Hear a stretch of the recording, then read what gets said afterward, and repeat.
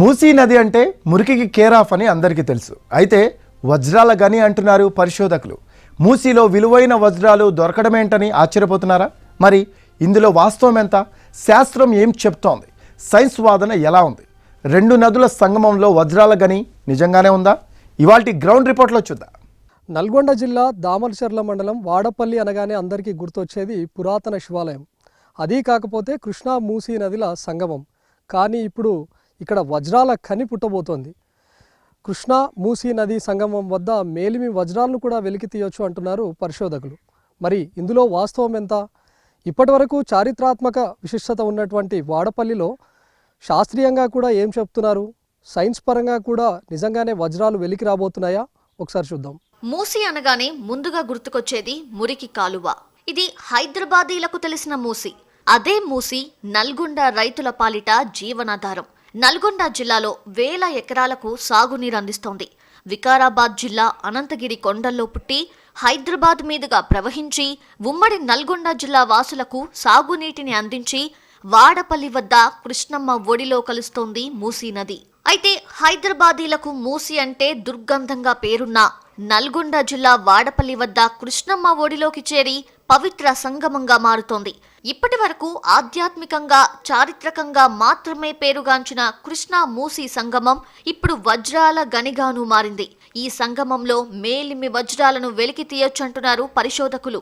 Osmania university geological survey of ఇండియాతో పాటు ఇతర విద్యా సంస్థల సంయుక్త సర్వేస్లో ఈ విషయం నిర్ధారణ అయినట్లు చెప్తున్నారు. ఈ గంగ ఎక్కడి నుంచి వస్తుంది, ఈ బెళమెంతలు అవుతుందని ఒకప్పుడు ఆదిశంకరాచార్యుల వారు వచ్చి ఇక్కడ పరీక్ష చేసిండు. ఒక ఉద్ధరణకి దారం కట్టి ఆ బెల్లంలో వదిలిండు. ఆ దారం మొత్తం పోయింది, ఆయనకి ఎక్కడికి ఎంత దొరకలే. మళ్ళీ దారం మొత్తం కూడా నువ్వు పైకి లాగేసరికి ఆ ఉద్ధరణే కొసన ఒక విధమైన రక్తం మరకలు వచ్చినాయి. అప్పుడు స్వామి భగవంతుణ్ణి పరీక్షించకూడదు, ఆయన్ని పరీక్ష చేయటానికి నేను ఎంతటి వాడినని చెప్పి ఆయన దానికి తగిన శాంతులు చేసి వెళ్ళిపోయినట్టు ఇక్కడ శాసనంలో రాసిండ్రు. 6000 సంవత్సరాల క్రితం అగస్త్య మహాముని ఇక్కడ ఈశ్వరుని ప్రతిష్ఠ చేసినట్టు ఈయన పేరు మీనాక్షి సహిత అగస్తేశ్వర స్వామిని స్వామివారి యొక్క స్థల పురాణం. దశాబ్ద కాలంగా ఈ అంశంపై పరిశోధనలు, అధ్యయనాలు, సర్వేలు జరుగుతున్నాయి. 2016 నుంచి మూసీలో వజ్రాల మైనింగ్కు అవకాశాలపై పరిశోధనలు కొనసాగుతున్నాయి. కృష్ణా మూసీ కలిసే చోట ఆ నీళ్లలో మేలిమి వజ్రాలు దొరికే అవకాశం ఉందంటున్నారు పరిశోధకులు. ఉస్మానియా విశ్వవిద్యాలయం ఎన్నో ఏళ్లుగా చేస్తున్న పరిశోధనల ఫలితం తెలంగాణ మరో వజ్రాల మాగాణమంటున్నారు శాస్త్రవేత్తలు.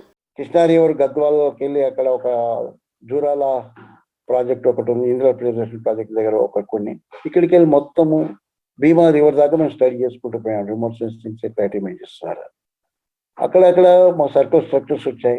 ఇదే అప్పుడు విజయవాడ దాకా కూడా మేము వెళ్ళాం. అక్కడక్కడ తేలితే ఎక్కడ అంటే కొన్ని ఓల్డ్ వర్కింగ్స్, ఇక్కడ డైమండ్స్ ఓల్డ్ వర్కింగ్స్ బయటపడ్డాయి.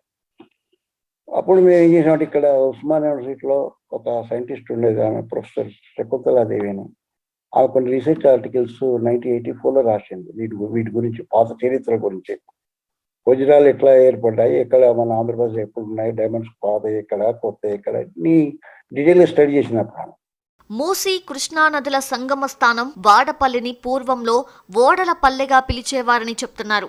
అక్కడ నదిలో పడవలపై చేపల వేటకు వెళ్తూ పడవలే జీవనాధారంగా ఎన్నో కుటుంబాలు ఉండేవట. ఓడల పల్లెనే ఇప్పుడు వాడపల్లిగా మారింది. వాడపల్లి ప్రాంతంలో గతంలో వజ్రాల గుట్ట ఉన్నట్టు ఆనవాళ్లున్నాయని, ప్రస్తుతం ఆ గుట్ట మాయమైందనేది పరిశోధకుల మాట. ఈ గుట్ట వద్ద శ్రీకృష్ణదేవరాయల కాలంలో మైనింగ్ జరిగినట్టు ఓయూ ప్రొఫెసర్ శకుంతలాదేవి తన పరిశోధనల్లో కూడా పేర్కొన్నారు. స్థానికులు కూడా ఇదే చెప్తున్నారు. తెలుగు రాష్ట్రాల్లోని పలు నదుల సంగమ స్థానాలు వజ్రాలకు పుట్టినిల్లని గతంలో జరిగిన పరిశోధనలు తేల్చాయి. కర్ణాటక సరిహద్దులను కలుపుకొని తెలుగు రాష్ట్రాల్లో 36 దాకా డైమండ్ పాయింట్స్ ఉన్నట్లు నిర్ధారణైంది. నారాయణపేట జిల్లా కృష్ణా మండలంలోని భీమా, కృష్ణా నదుల సంగమంలో కూడా వజ్రాలు లభ్యమవుతాయంటున్నారు.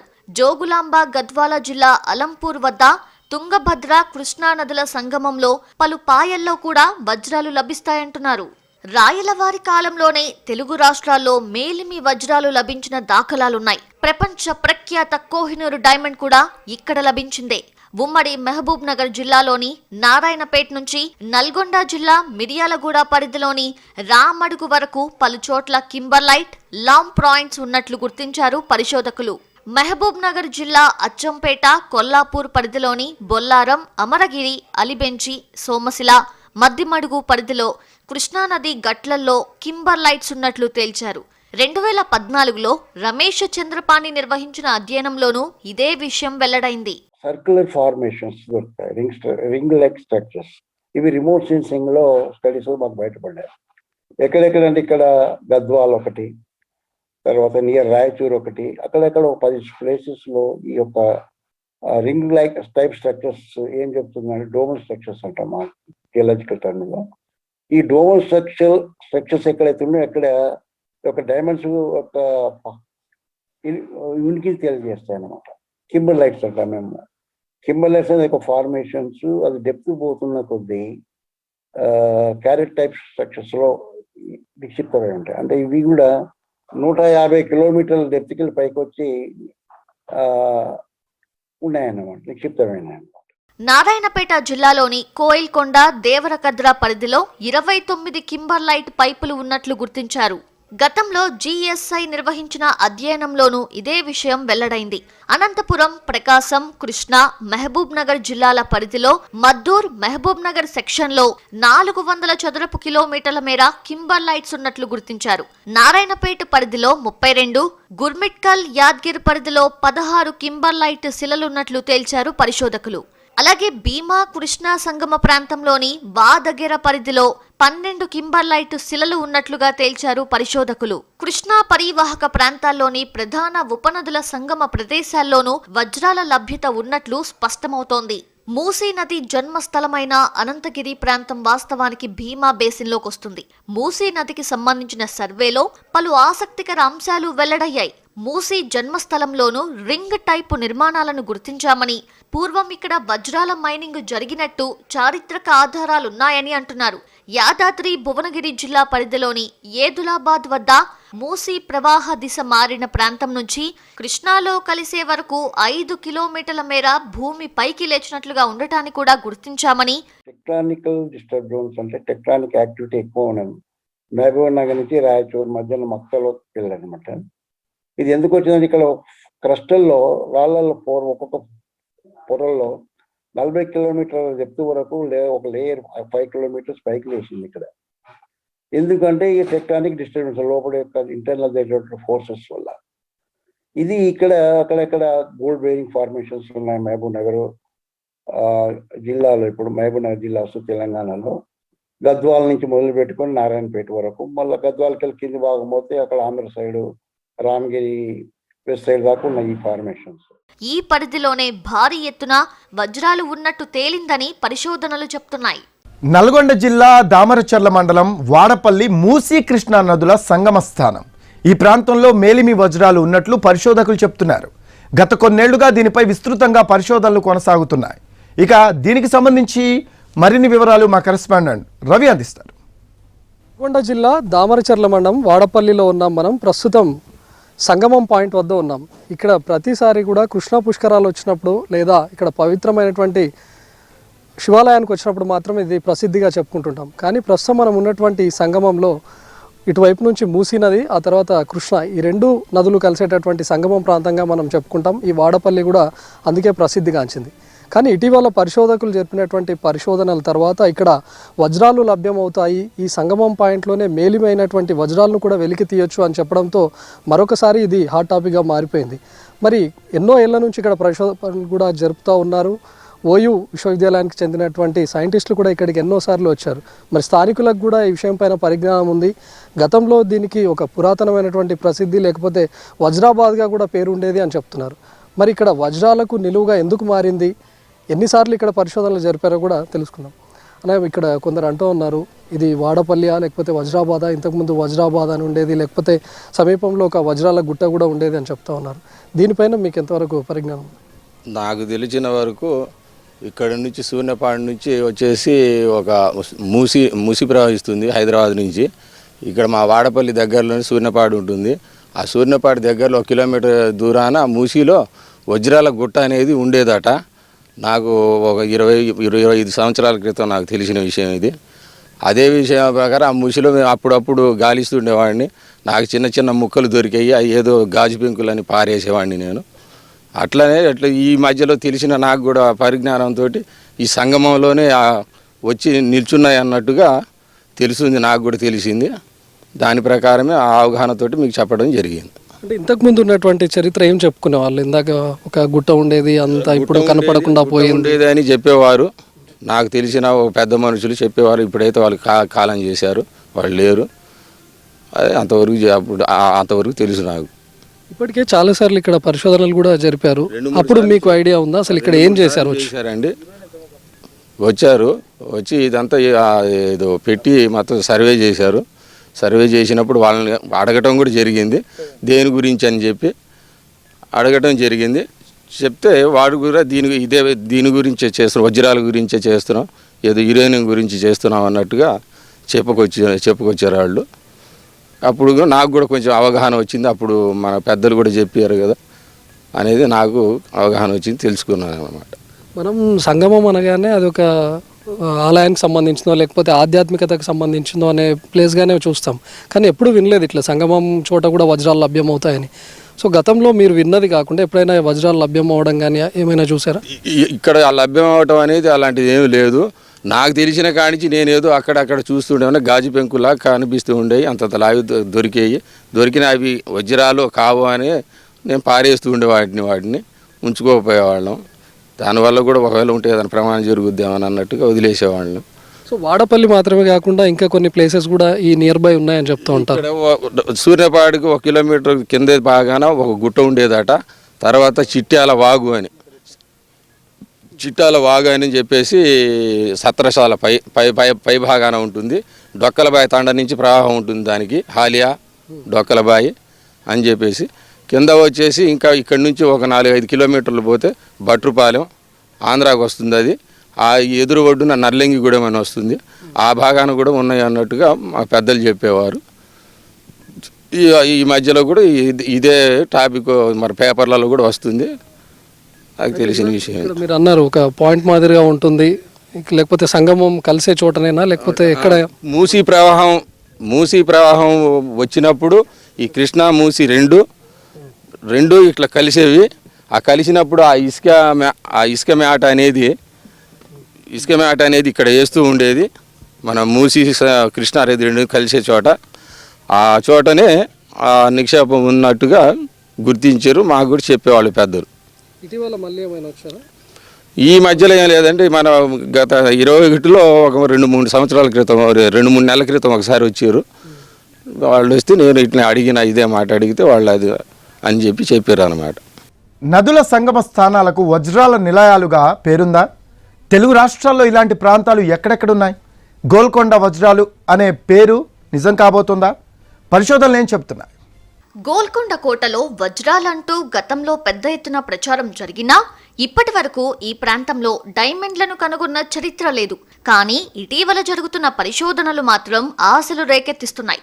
నల్గొండ జిల్లాలో మూసీ కృష్ణానదుల సంగమంతో పాటు మహబూబ్ నగర్ జిల్లాలోనూ వజ్రాలను కలిగి ఉండే మిశ్రమ ధాతువులైన కింబర్లైట్లు, ల్యాంప్ పాయింట్లను గుర్తించారు. మహబూబ్ నగర్ జిల్లాలో భీమా కృష్ణానదుల సంగమం, గద్వాల జిల్లాలో తుంగభద్ర కృష్ణానదుల సంగమంలో వీటిని గుర్తించారు. కృష్ణానది ప్రాంతంలో ప్రసిద్ధి చెందిన డైమండ్లు దొరికిన చరిత్ర ఉంది. వాటిలో కోహినూరు డైమండ్ కూడా ఒకటి. ల్యాంప్ పాయింట్స్ అగ్నిపర్వతాల లావా వల్ల తయారవుతాయి. గోల్కొండ ప్రాంతంలో ఇప్పటి వరకు డైమండ్ల తవ్వకాలు జరగకపోయినా దక్షిణ భారత డైమండ్ ప్రాంతంలో లభ్యమైన డైమండ్లను గోల్కొండ డైమండ్స్ గా వ్యవహరిస్తున్నారు. ల్యాంప్రాయిట్ ఆల్ట్రాపొటాసిక్ మాంటిల్ ఉత్పన్నమైన ఓ అగ్నిపర్వతం ఉప అగ్నిపర్వత శిలగా చెప్తారు. కింబర్లైట్ కూడా ఓ అగ్నిపర్వత శిల. ఆ రెండు ప్రత్యేకమైన రాళ్ల నుంచి వజ్రాలను వెలికి తీయవచ్చంటున్నారు పరిశోధకులు. ఇలాంటి రాళ్లు కృష్ణానదిలో ఉపనదులు సంగమమయ్యే ప్రదేశంలో ఎక్కువగా ఉన్నట్లు గుర్తించారు. భీమా నది, కృష్ణా నది ఒకటి స్టడీ చేసాం.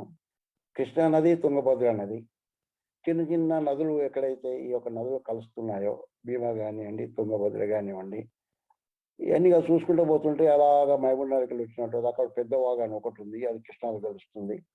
తర్వాత ఆలియా వాగాని ఒకటి ఉన్నది, కృష్ణాలో కలుస్తుంది. ఇంకా ముందుకు వచ్చినట్లయితే మూసీ వాగు.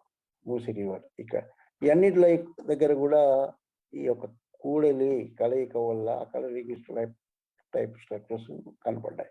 తాజా పరిశోధనలు వాస్తవ రూపం దాల్చితే గోల్కొండ వజ్రాలు అనేది సార్థక నామంగా మారనుంది. ఉస్మానియా యూనివర్సిటీ భూగర్భ శాస్త్ర విభాగానికి చెందిన పరిశోధకులతో పాటు మరికొందరు పరిశోధకులు రంగారెడ్డి, నల్గొండ, మహబూబ్ నగర్ జిల్లాల్లో సర్వేలు నిర్వహించారు. రంగారెడ్డి జిల్లాలో డైమండ్ల ఉనికి లేదని చెప్తున్నారు. తెలుగు రాష్ట్రాల్లోని ఎస్ఐడిపి ప్రాంతంలో డైమండ్లు లభించే క్షేత్రాలను Deccan kimberlite field, Vajrakarur kimberlite field, Narayanpet kimberlite field గా పిలుస్తారు. ఇవి మహబూబ్ నగర్ నుంచి కర్ణాటకలోని గుల్బర్గా వరకు విస్తరించి ఉన్నాయి. రాయచూర్ కింబర్లైట్ ఫీల్డ్ మహబూబ్ నగర్ నుంచి రాయచూర్ వరకు విస్తరించి ఉన్నాయి. 200 years back old diamond workings ఉన్నాయి అక్కడక్కడ. ఇప్పుడు లేవన్నీ పోయినాయి, మూసుకపోయినాయి అన్ని కూడా. దాని యొక్క బేస్ తోటి మేము ఇంకా డీటెయిల్గా సర్వే చేసినట్లయితే మహబూబ్నగర్ జిల్లాలో నారాయణపేట్, మరి నల్గొండ జిల్లాలో అక్కడక్కడ రామడుగు, మిర్యాలగూడ దగ్గర ఈ స్ట్రక్చర్స్ కనుక్కున్నాం. అయితే ఇక్కడ నారాయణపేట మహబూబ్ జిల్లాకి నల్గొండ జిల్లాకి వ్యత్యాసం ఉంది. ఇక్కడనే కింబర్లైట్స్ ఉన్నాయి.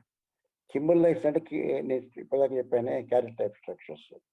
అక్కడ దాంట్లోనే ఈ డైమండ్స్ నిక్షిపోయి ఇక్కడ ముఖ్యంగా మహబూబ్నగర్ జిల్లాలో నారాయణపేట దగ్గర కొత్తకోట అక్కడ ఉన్నాయి. అవి వాగులు, వంకల వల్ల గుల్లబారిన నేలలో డైమండ్లకు అవకాశం ఉంటుందని పరిశోధకులు చెప్తున్నారు. గతంలో ఇతర పరిశోధనల్లో మిర్యాలగూడ ప్రాంతంలోని రామన్నపేట, ఉస్తాపల్లిలో ల్యాంప్ పాయింట్లను గుర్తించారు. రంగారెడ్డి జిల్లా ఆమనగల్లో ఓ రైతు తనకు డైమండ్ దొరికిందని చెప్పగా ఆ ప్రాంతంలోనూ పరిశోధనలు జరిపారు. అక్కడ డైమండ్ జోన్ ఏమీ లేదని తేల్చారు. మూసీ నది మురికి నీటికి కేర్ ఆఫ్ అడ్రస్గా చెప్తారు. అయితే ఇదంతా హైదరాబాద్కే పరిమితం. మూసీ నల్గొండ జిల్లాలో వేలాది ఎకరాలకు సాగునీరు అందిస్తోంది. నల్గొండ జిల్లాలోని వాడపల్లి మూసీ కృష్ణా నదుల సంగమ ప్రాంతంగా ప్రసిద్ధి చెందింది. ఇక్కడే వజ్రాల గని ఉందని 2016 నుంచి పరిశోధనలు కొనసాగుతున్నాయి. ఇక దీనికి సంబంధించిన మరింత సమాచారం మా కరెస్పాండెంట్ రవి అందిస్తారు. అది అనగానే ముందుగా గుర్తొచ్చేది మురికి నీటికి కేర్ ఆఫ్ అడ్రస్, అది హైదరాబాద్లో. అదే మూసీ నది నల్గొండకు వచ్చేసరికి సాగునీటికి ఇదే ప్రధాన ఆధారం. ప్రస్తుతం మనం వాడపల్లి వద్ద ఉన్నాం. ఈ వాడపల్లిలో మూసీ నది వచ్చి కృష్ణా నదిలో చేరుతుంది. దీన్నే సంగమంగా కూడా చెప్పుకుంటాం. ప్రస్తుతం మనం చూస్తున్నటువంటి ప్రదేశం ఇక్కడ మూసీ ఒకవైపు నుంచి, కృష్ణానది ఒకవైపు నుంచి వచ్చి రెండు నదులు ఒకే చోట కలుస్తాయి. దీన్నే మనం సంగమం స్థలంగా కూడా చెప్పుకుంటాం. ఇక్కడ ఒక పవిత్రమైనటువంటి, చాలా ప్రసిద్ధిగాంచినటువంటి పుణ్యక్షేత్రం కూడా ఉంది, శివాలయం ఉంది. అయితే ఈ సంగమం వద్ద ఇప్పుడు వజ్రాల ఖని ఉంది అని చెప్పేసరికి మరొకసారి హాట్ టాపిక్గా మారిపోయింది. మరి వాడపల్లిలో ఉన్నటువంటి ఈ ప్రాంతంలో ఇప్పటికే ఎన్నోసార్లు పరిశోధనలు కూడా జరిపారు. మరి ఇక్కడే వజ్రాల మైనింగ్ కూడా ఉందని చెప్పి 2016 నుంచి ఈ పరిశోధనలు జరుగుతూ ఉన్నాయి. గతంలో 2016 నుంచి మొదలుపెట్టుకొని 2 నెలల క్రితం వరకు కూడా ఒకసారి పరిశోధనలు జరిపారు. ఈ ఒక్క ప్రాంతమే కాకుండా మిగతా చోట్ల రాష్ట్రంలో ఉన్నటువంటి ఈ తెలుగు రాష్ట్రాల్లో 2 చోట్ల ఉన్నటువంటి సంగమం పాయింట్స్లో కూడా వజ్రాల ఖని ఉంటుంది. అక్కడ నుంచి మేలిమి వజ్రాలను కూడా వెలికి తీయొచ్చు అని పరిశోధకులు చెప్తా ఉన్నారు. మరి భూభౌతిక శాస్త్రవేత్త రామ్దాస్ కూడా ఈ పరిశోధనలో ఎన్నో విషయాలను కూడా మనకు తేల్చి చెప్పాడు. మరి ఈ సంగమం ప్రాంతమే కాకుండా నియర్ బై ఉన్నటువంటి ఒక 3-4 చోట్లలో కూడా ఇవి లభ్యమవుతాయని ఇక్కడ చెప్తున్నారు. మరోవైపు ఇక్కడ తెలంగాణలో ఉన్నటువంటి కొన్ని చోట్ల భీమా, కృష్ణ ఈ 2 నదుల సంగమం వద్ద కూడా, అది నారాయణపేట జిల్లాలో ఉంది. మరోవైపు జోగులాంబ, గద్వాల ఈ 2 జిల్లాల్లో కలిపి అలంపూర్ వద్ద ఉన్నటువంటి తుంగభద్ర, కృష్ణ ఈ 2 నదులు కలిసే చోట కూడా ఆ సంగమంలో కూడా ఈ వజ్రాలను వెలికి తీయొచ్చు అని చెప్తా ఉన్నాడు. సో ఈ తెలుగు రాష్ట్రాల్లో ఈ కొన్ని సంగమం పాయింట్లు ఏవైతే ఉన్నాయో ఆ చోట్లలో మనం వజ్రాలు వెలికి తీయొచ్చు అని పరిశోధనాత్మకంగా జరిపినటువంటి పరిశోధనలో కూడా తెలిపారు శాస్త్రవేత్తలు. మరి ప్రస్తుతం మనం చూసినటువంటి ఈ సంగమం వద్ద మాత్రమే కాకుండా మరికొన్ని చోట్ల కూడా వాళ్ళు ఇప్పటికే చాలామంది వచ్చి విజిట్ చేశారు. 2 నెలల క్రితం కూడా విజిట్ చేసినటువంటి వాటిలో చెప్పారు. మరి మైనింగ్ చేయడం ద్వారా వజ్రాలను వెలికి తీయొచ్చు అని కూడా చెప్తా ఉన్నారు. మరి ఇక్కడ ఉన్నటువంటి స్థానికులు చెప్పినటువంటి ప్రకారం దీనికి పురాతనమైనటువంటి చరిత్ర కూడా ఉంది. మరి సైంటిఫిక్ రీజన్స్ కూడా ఉన్నాయి. మరి వీటన్నిటిని కలిపి అటు ప్రభుత్వాలు అనుమతిస్తే ఇక్కడ మైనింగ్ చేయడం ద్వారా వజ్రాలు వెలికి తీస్తారా లేదా అనేటటువంటి వాటిపై ఇంకా పూర్తి స్థాయిలో పరిశోధనలు చేయాల్సినటువంటి అవసరం ఉందని శాస్త్రవేత్తలు చెప్తున్నారు. నల్గొండ జిల్లాలోని వాడపల్లికి ఎలాంటి చరిత్ర ఉంది? స్థల పురాణాలు ఏం చెబుతున్నాయి? ఇక్కడి మీనాక్షి అగసేశ్వర ఆలయ విశిష్టతలేమిటి? కృష్ణా మూసీ నదుల సంగమం వాడపల్లిలో ప్రసిద్ధ పుణ్యక్షేత్రం ఉంది. సుమారు 6000 సంవత్సరాల క్రితం నాటి పురాతన శివలింగం అక్కడుంది. అగస్త్య మహాముని ఆ శివలింగాన్ని స్థాపించినట్లు చరిత్ర చెప్తోంది. 12వ శతాబ్దంలో కాకతీయులు ఆ స్థానంలో మీనాక్షి అగస్తేశ్వర ఆలయాన్ని నిర్మించారు. ఇక్కడి శివలింగానికి ఓ ప్రత్యేకత ఉంది. లింగం పైభాగంలో 2 రంధ్రాలుంటాయి. అందులో ఎప్పటికీ నీళ్లుంటాయి. లింగం నుంచి నీళ్లు బయటకు పొంగిపోవు, అలా అని తరగవు. ఎప్పటికీ ఒకే లెవెల్లో నీళ్లు ఉంటాయి. అక్కడి శివలింగానికి మరో చరిత్ర ఉంది. పూర్వం ఓ బోయవాడు పక్షిని వేటాడుతూ ఉండగా ఆ పక్షి శివలింగం వెనుక వచ్చి దాక్కుంది. బోయవాడు ఆ పక్షిని చంపబోతే శివుడు ప్రత్యక్షమయ్యాడు. ఆ పక్షి తన శరణు కోరిందని, చంపవద్దని శివుడు బోయవాడికి చెప్పాడు. మరి నా ఆకలి తీరేదెలా అని బోయవాడు కోరగా నా తల మాంసం భుజించమని శివుడు చెప్పాడట. అప్పుడు ఆ బోయవాడు తన వేళ్లను శివుడు తలలోకి చొప్పించాడు. ఇప్పటికీ ఆ ఆలయంలో ఉన్న లింగంపై చేతి వేళ్ల ఆనవాళ్లు ఉంటాయి. ఆ రంధ్రాల నుంచే నీరు వస్తూ ఉంటుంది. తర్వాత ఒక బోయవాడు పక్షిని వేటాడుకుంటా వస్తాడు. ఒక బోయోడు పక్షిని వేటాడుకుంటూ వస్తే ఆ పక్షి వచ్చి ఈశ్వరుడిని చాటున దాక్కుంది. అప్పుడు బోయవాడు పక్షిని చంపబోయిండు. అప్పుడు బోయోడికి శంకరుడు ప్రత్యక్షమై ఏం కావాలనో కోరుకోమన్నాడు. స్వామి, నాకు ఆహారం కావాలన్నాడు బోయవాడు. నీకు ఆహారం కావాల్చుంటే పక్షి నా చాటుకొచ్చింది, నన్ను శరణుజొచ్చిన పక్షిని నీకు ఇవ్వను, ఆ పక్షి బదులు తల మాంసం ఇస్తా, తీసుకోమన్నాడు శంకరుడు. అప్పుడు బోయవాడు శంకరుడి యొక్క మెదడు ఇట్లా 10 వేళ్ళు పెట్టి ఈశ్వరుడి యొక్క మెదడు లాక్కున్నాడు. ఎప్పుడైతే బోయవాడు ఆ శంకరుడి మెదడు లాక్కుండో కింద నుంచి ఆ గంగ ప్రత్యక్షమైంది. అప్పటి నుంచి అక్కడ నీళ్ళయ్యి తీస్తే వస్తాయి, తీయకపోతే అట్లే ఉంటాయి, పైకి మాత్రం పొంగవు నీళ్ళయ్యి. మొత్తానికి వాడపల్లికి విశిష్టమైన చరిత్ర ఉన్నట్లు చెప్తున్నారు స్థానికులు.